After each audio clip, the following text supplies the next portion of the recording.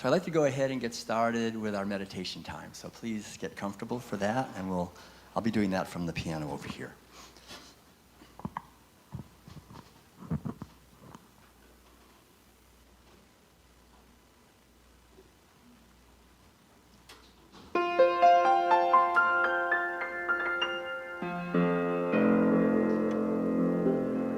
Let's become aware of our breathing.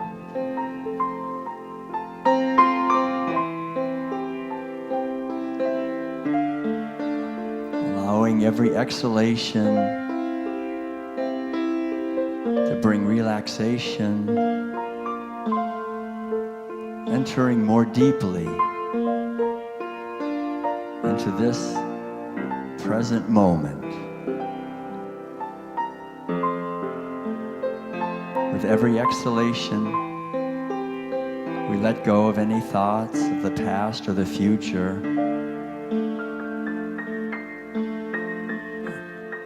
and enter this present moment, the only holy moment is right now.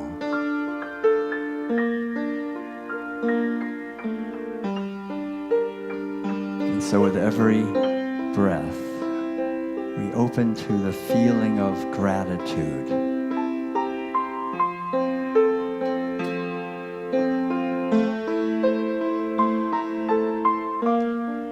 We give thanks for this precious opportunity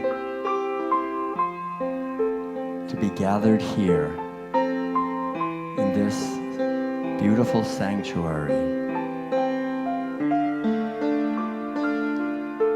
Knowing that this outer sanctuary is a manifestation of the inner sanctuary, where we dwell always in unity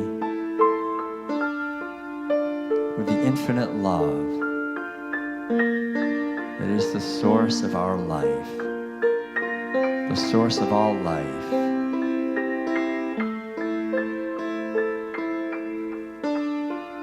And we give thanks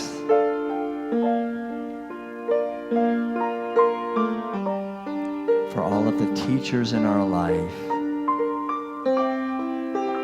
and for all of the teachings of all the traditions that turn our minds away from the delusion of separateness to the truth of the infinite interconnectedness of all life.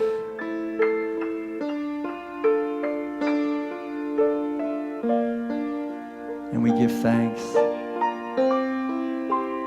for this beautiful earth and for all of the rivers and forests, the mountains and oceans,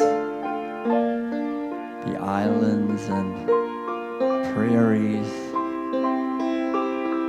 the tropical regions and the Arctic regions, and for all of the animals celebrating their lives in the skies, in the waters, on the earth. And we give thanks for the whole human family on the adventure of awakening to the truth that we are.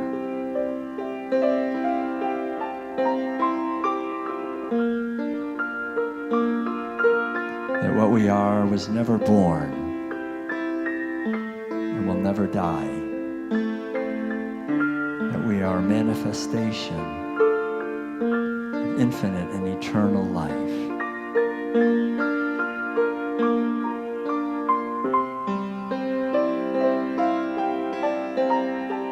And we know that the light that shines at the very heart of the universe is shining right now in our heart, in every cell of our being,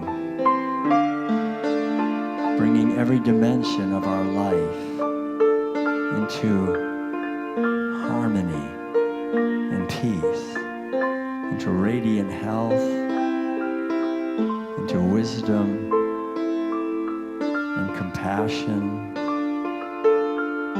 into abundance and freedom,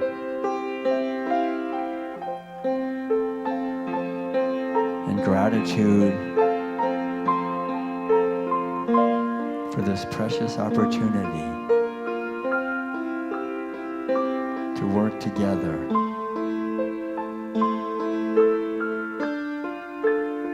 to learn and grow and to contribute to the healing of our world.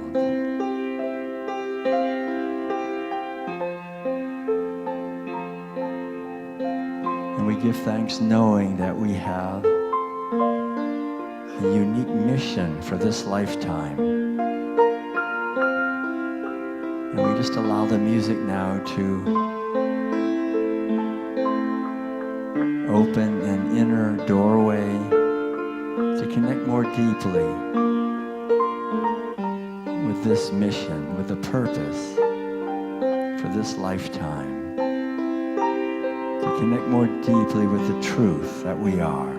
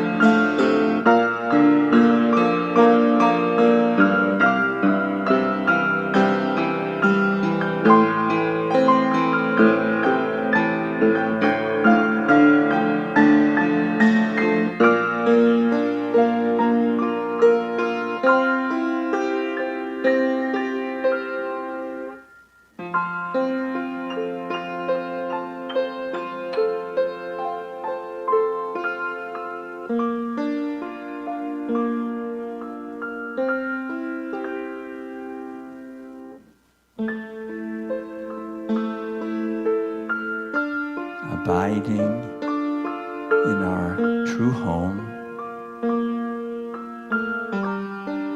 abiding in love, compassion, joy, and peace, abiding in the truth of the infinite life that shines through each and every one of us and through all living beings.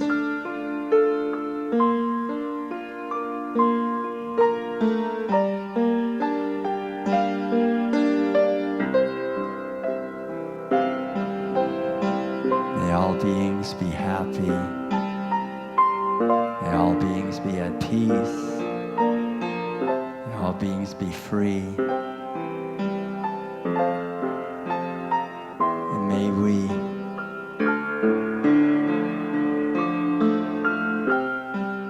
discover the truth of our original nature, and may we continue to work together to build a more enlightened society, a world that cares for everyone, a world that reflects the truth of the inner Christ, the eternal wisdom shining always as the source of what we are, through the power and through the presence of the infinite love and truth of being. We give thanks, knowing this is so. And so it is.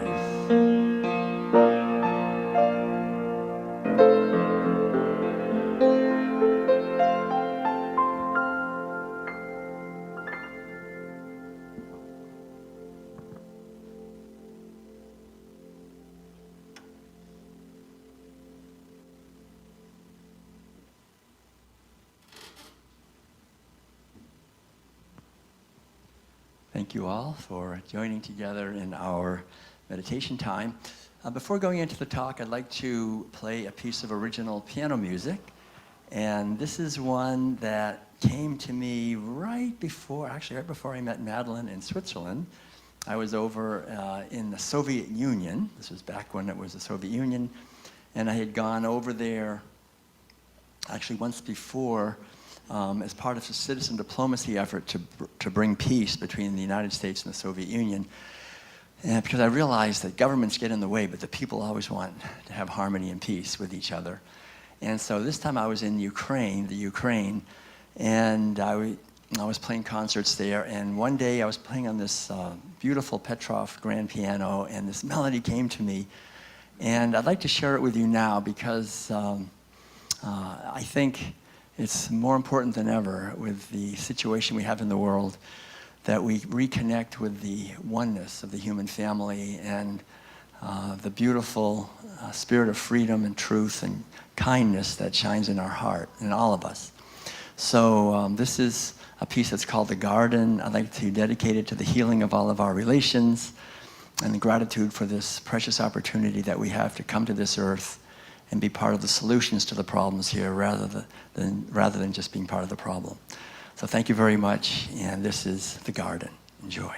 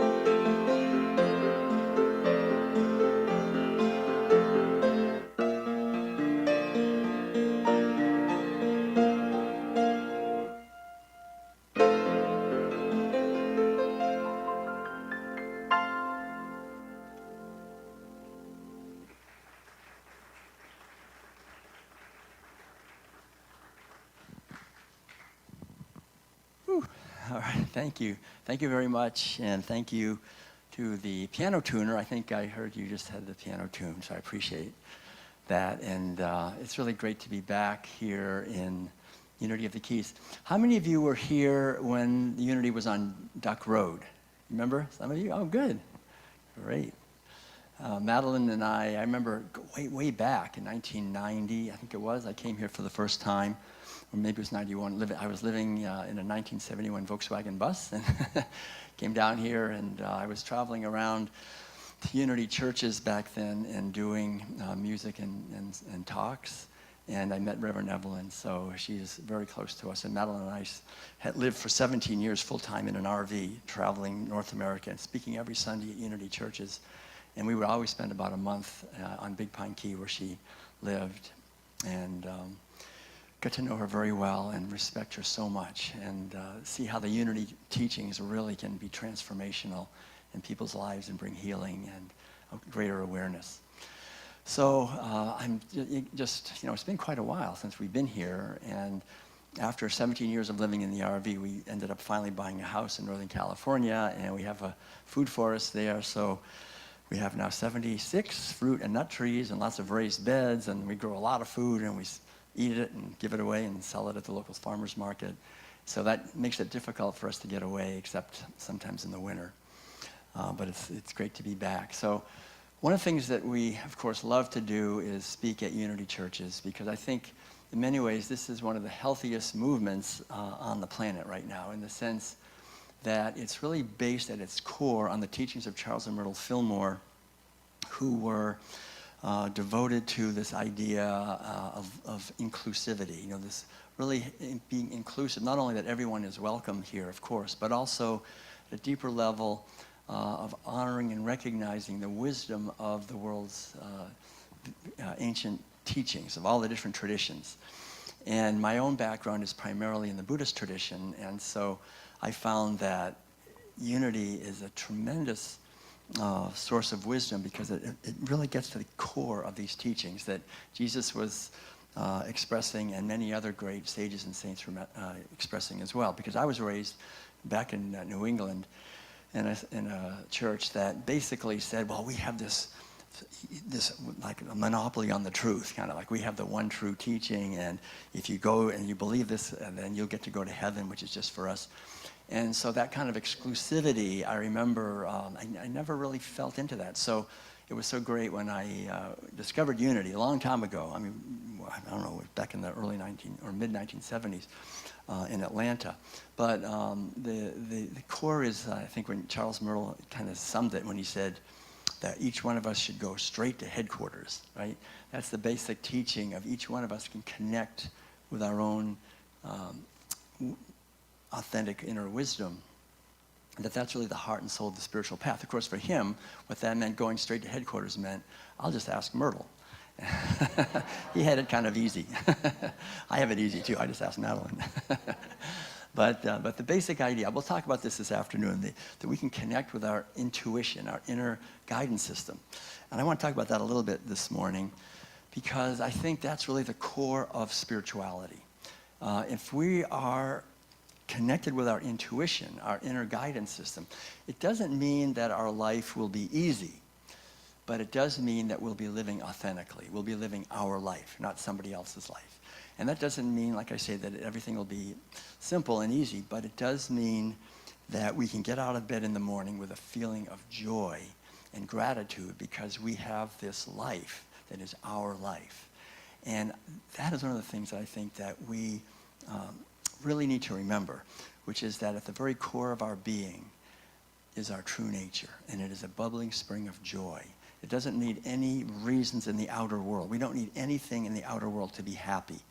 And that's a very subversive teaching, because we're taught basically that we can be happy when we buy the products that they're advertising on TV, and when we can show that we have fulfilled the image that we're told that we have to fulfill when we're happy, successful people.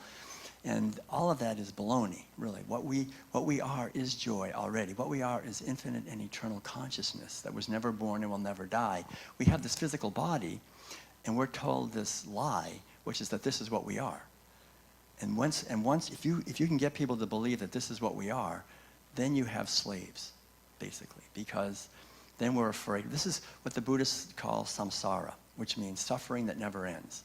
The basic idea that if I think I'm a fundamentally separate self, then I have to get what I want and keep away what I don't want. And so I'm in a struggle continually. And if everybody has that same delusion that we're just this object that was born and will die, a thing, then pretty soon we're competing with each other and we're manipulating each other and trying to use each other, and it's just endless suffering. And so all the great spiritual teachers have basically done the inner work to raise their awareness beyond that prison and realize that what we are is the light that makes this possible. You know, when the Buddhist tradition first started, they never had this idea of a statue of the Buddha. That came like 400 years later when it was in Greece. And they said, well, you should have a statue of this guy, you know. They never had that idea. They had various symbols. One of the main symbols was the wheel, right? The eight-spoked wheel to the eightfold path of the Dharma. Another one was the tree. Buddha attained enlightenment under a tree, right? So this whole connection with the tree. We'll talk about this afternoon, the tree, what it represents. Another one was the footprint. And I like that one because if we go to the beach, like Madeline and I really enjoy the beach here in Key West, you go to the beach and you see a footprint in the sand, you don't walk up to the footprint and say, good morning, George, how are you doing this morning? You know that's just a footprint. It's not George, it's not or whoever made the footprint. Well, this is a footprint waving. All you can see is a footprint. You cannot see the being. We can never see the being. The being has no form, right? We manifest temporarily through this thing, this object, and we're programmed and brainwashed and deluded to thinking that's what we are, and so we don't want to be sick and we don't want to not have enough. What we are is so far beyond that. It's like the sky is never harmed by the clouds, but we're taught that we're these little clouds and we don't realize we're the sky. So the unity movement, I think, is really at its core a reminder to return to this awareness. It's not easy to actually attain. How many of you have a regular spiritual practice? I hope. A regular spiritual practice. I mean, that is the most important thing I can ever imagine. Because, really, I'm so glad. In 1975, I started reading about this stuff and I started meditating. I have not missed a day of meditation since 1975. I mean, you just don't, it's like brushing your teeth, like you do it. You absolutely do it. Because if we don't make an effort to enter into silence and discover what we are beyond the chatter of the monkey mind, the space that holds all possibilities, then we're at peace. We understand our true nature. And then we naturally look at all living beings with eyes of kindness and caring because we begin to see that what they are has the same source. We all have the same source. But if we're just living in this society, going along with the cultural program, then our intuition's not working. It can't work because it's connected to this awareness. See, that's the main thing, is that our intuition is the inner guidance system, and it's the best friend you can ever have. There's no greater friend you can have than this knowing that will guide you to live your unique life. That's the greatest friend we can ever have. And because if we're not being guided by our intuition, what are we being guided by? The cultural program. We are like little sponges when we're born. We soak up their language, their food, all their attitudes, their religion, everything. We just soak it up. We don't, these giants, we just want to be like them. We have to be like them. We have to fit in. We have to be part of the tribe. So we soak it all in.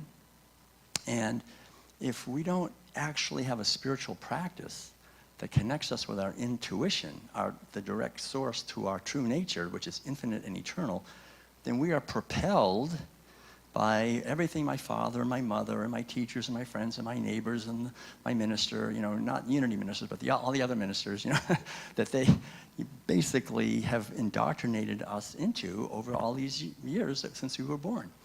So if we're just being guided by the cultural program, then we maybe you've noticed this, that's not very healthy. There's a great saying by Krishnamurti. He said, it's not a good idea to be well-adjusted to a profoundly sick society. So to understand that, to not just be well-adjusted to a sick society, but to actually co-create a new society, that, or in a sense, maybe a parallel society that's based on these ancient wisdom teachings. That's what we can do. And I think this really is inspiring. This is something that we can connect with and actually live. So I want to thank all of you, because if you're here, if you found your way through the door, you're on that path, and you're questioning the official narratives in our society that bring violence and abuse and privilege and elitism and domination and exploitation and oppression of animals and ecosystems and human beings and the whole thing. And we can actually liberate ourselves by understanding these things. So I just want to briefly, you all have your own unique story. And I think that's the beautiful thing. My story, basically, very briefly, is I was born and raised in Concord, Massachusetts, which was kind of a neat place because it was two things. One, there was a revolution there. Remember that? Hardly a man is now alive that remembers the famous day and year of the midnight ride of Paul Revere. I mean, this was a big deal. If you live in Concord, Massachusetts, 1775 was when, and so April 19th was Patriots Day, and we'd all go down to the Old North Bridge in Concord, and thousands of people would go down there, and we would reenact the battle. My father would get dressed up in his Minuteman outfit and get the old musket off the wall, and we'd go down and we'd shoot against those darn redcoats and send them back to Boston, and we'd celebrate the revolution. If you have a situation that's intolerable, we should change it. And then later, about 100 years or maybe 80 years later, there was the Transcendentalist Revolution, which was Emerson. So I learned to swim in Walden Pond, went to Thoreau School and Alcott School, and these people back in the 1840s and 50s were the first ones really to bring the teachings of Asia into North America. They were bringing, so like Thoreau, for example, had the largest library of books on Taoism and Buddhism and Vedanta and all this stuff. And I think this, and Charles and Myrtle Fillmore, I think, appreciated this because these teachings really enrich. They don't contradict Christianity, actually, the teachings of Jesus. They really enrich it. For example, the teaching from the Taoist tradition of the infinite, of God as infinite principle, right? There's this principle, and you can live, contrary to it, or you can live in harmony with it.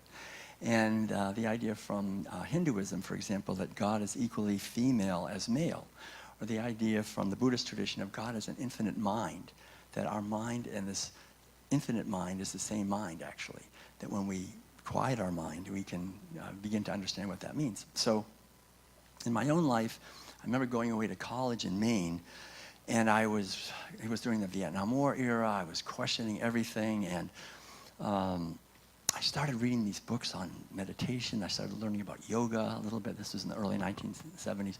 And I remember I discovered a book called Cosmic Consciousness. Any of you read that book, Cosmic Consciousness? No? Well, it's written by a guy named Richard Buck way back in the 1890s. But basically what he said was a few rare people had attained what he called cosmic consciousness. And he said most people live at what he called self-consciousness. So that's where we're at. We're in self-consciousness. Self-consciousness means I care about myself and maybe a few people close to me, and I'll do whatever I can to protect myself and my tribe, that kind of thing. So that's where people are at. But he said some certain great people like Jesus and the Buddha and other great sages and saints and mystics and poets and seers and so forth, both men and women through the ages had attained cosmic consciousness. And what that meant was they had left the prison of caring, of this self-centered caring about just myself, and they had a universal love for all living beings, for humanity, and really for all forms of life. And they lost this fear of death and this sort of narrowness, and they achieved a moral elevation and what he said, an intellectual illumination and spiritual maturity. But the point that really struck me was he said that it is the destiny of all human beings to attain cosmic consciousness. That's our purpose. We're here to grow in awareness. And I got really excited by this idea because it looked to me like everything else would be a distraction from that. And so I went back home, I remember on the vacation times, and I said, Mom, Dad, you know about cosmic consciousness, right? That's why we're here. We're not here just to make a bunch of money and try to get and all that stuff. And I remember my father saying, well, actually, this education of yours is costing me quite a lot of money. I don't know how that's going to help you get ahead in the world. But to my delight, my younger brother, Ed, he really resonated with this. And so he said, yeah, we should do that. We should attain cosmic consciousness. That's the most important thing. So we put our heads together. We thought about it. I had just graduated from Colby. It was 1975. And we thought about it, and we didn't know what to do. But then we hit on the solution. We knew what to do. We'll go to California. That's a perfect way to attain cosmic consciousness. So we did, but we didn't want to just drive there. So we thought we'll walk there. Like the sadhus of India, they would just walk and meditate, and things would be taken care of. So I remember heading down the driveway. We actually got our parents' blessing, and I had a little backpack with some fresh baked cookies from my mother, and we headed west. And we walked and we worked our way west, and after about a month, we got as far as Buffalo. And in Buffalo, it was freezing. It was October, and I remember thinking, well, I have a bachelor's degree from a good school. I can figure this out. We better head south. So we ended up walking south about 15 or 20 miles a day, every day, down through upstate New York, Pennsylvania, West Virginia. And when we got to West Virginia, they said, boys, you're in the Bible Belt. And I didn't know what that meant, but I found out pretty quickly. That means they try to save you every night. So because we had no money. And so we were just living like every day is a miracle. What's going to happen? And we would somehow lived and kept going down through West Virginia, Kentucky, into Tennessee. And we really saw miracles happening in the sense that we would share our experience. And the most important thing we kept saying is what Jesus said: seek ye first the kingdom of heaven, and everything else shall be added unto you. And just don't worry about trying to get stuff. Focus on the spiritual mission that we all have. That's the most important thing. And I remember we went to this, one day we were at this little church in West Virginia. These people had almost nothing. They were very poor, little houses. We would stay on the floor, these wooden floors. Sometimes they didn't even have wood. They just had dirt. And I could see, but they were generous in many ways. They would give us a little bit of food that they had, and they said, "Can you talk to our Sunday school?" And we said, "All right." And so we said to the kids, what we've learned is seek ye first the kingdom of heaven, and everything else shall be added unto you. Focus on the spiritual. That's the most important. That's why we're here. We're not here just to accumulate a bunch of money or reputation, all those things that we honor, but something much more important than that, because life goes by quickly. And I remember they were grateful. They gave us $30 as a donation, which back in 1975, that was a lot of money, kind of. So I remember we went and had lunch afterwards, and we walked on, and we stopped at a little restaurant, and they had we had lunch, and it was about $12 for 2 people back then. And we gave the waitress an $18 tip, and we just kept walking, because the whole idea was don't try to save up for tomorrow, because let each day take care of itself. And we eventually got down to Tennessee, and we ended up at the farm. And the farm in 1975 was the largest hippie commune in the world. And it was so great because these people were all from California. And so they had 900 people, and they were all living there, a bunch of hippies, and they were all vegetarians. And I was still eating animal food. I didn't like it. I was meditating every day and everything, but I just thought I needed the protein, And I remember they had like 900 people. They were all thriving. They weren't dying of a protein deficiency or anything. And so I said, all right, why are you doing this? And they said, well, the main reason is most of the food we're growing, we're feeding to animals while people are going hungry. And that's causing conflict. And also, do you know what the animals are going through that people are eating? And so they told me the suffering of these animals. And so I thought, all right. But the great thing was the example that they had was they were just eating vegetables and grains, and back then a lot of soybeans. And so I've never eaten meat in my life since that day in 1975. And I found out years later when I met my wonderful wife, Madeline, that the same month and year, she also in Switzerland decided to never eat meat in her life also. And I always say the smartest thing I ever did, besides going vegan, was marrying Madeline. It's been such an amazing blessing. But the neat thing was that then we kept going. We walked all the way to Alabama. And we ended up at a Zen center in Alabama. And then a few years later, I got out to San Francisco. I was living in these different meditation centers, like Tibetan Buddhist and then Zen. And I ended up finally shaving my head and going to South Korea and living in a monastery there. And so we were meditating from 3 o'clock in the morning till 9 o'clock at night, just all day in silence for like 3 or 4 months at a time.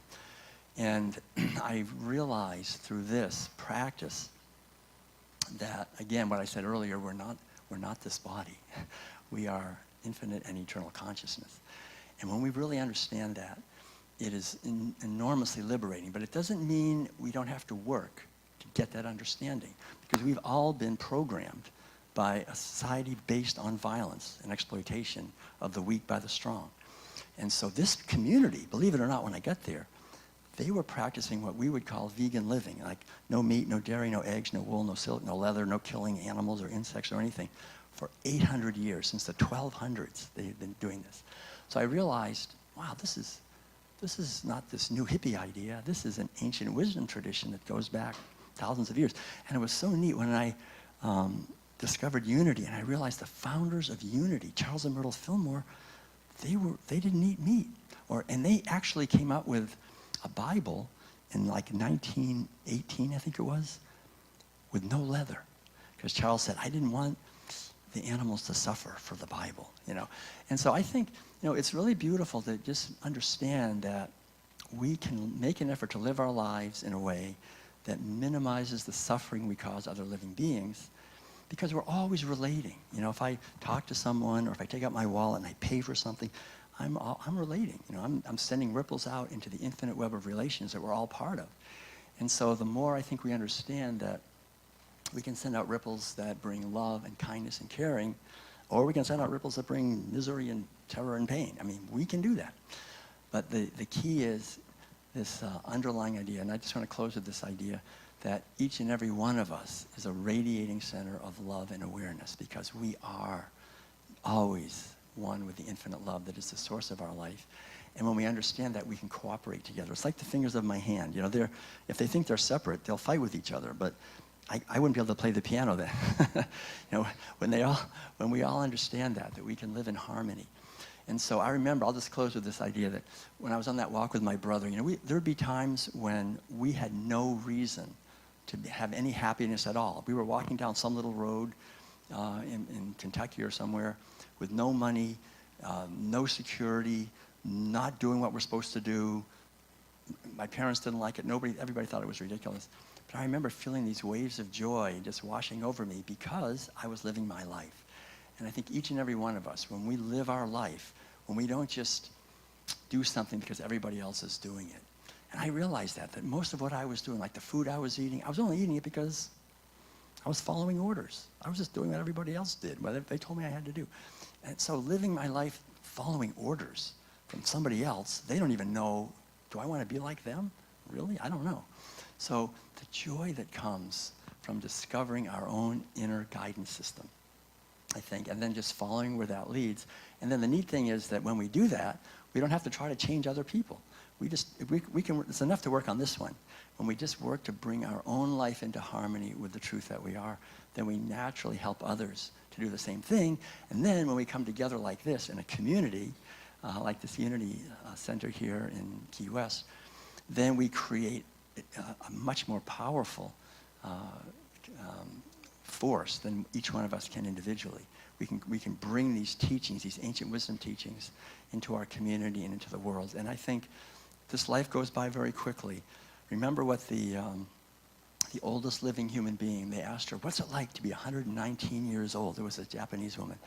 And they said, what's it like? And she said, all I can say is it went by awfully fast. So this life goes by very quickly, and we're all going to get to the point where we leave this body. So what's going to matter is, how did we live our life?